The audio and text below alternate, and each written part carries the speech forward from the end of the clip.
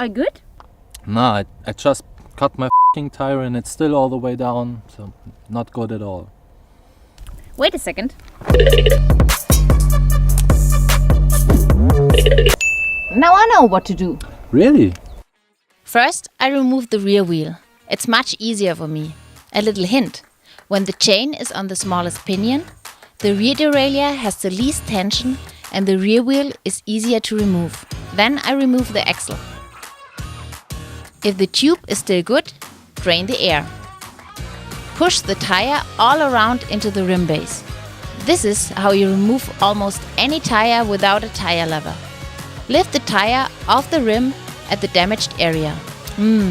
I think a salami packaging works best, but energy bar packaging is the same. Put it between the cracked tire and tube. Put the tire back onto the rim and inflate the tube. Now reinstall the rear wheel. And where does the chain go now? Exactly. On the smallest pinion, and zack, the rear wheel is back in its place. Now the tire is like new again. Well, almost. You can ride. Maybe some tires need a zip tie for reinforcement. So, now you're good to go? Cool, perfect. Thanks a lot. Bye, have fun. Bye.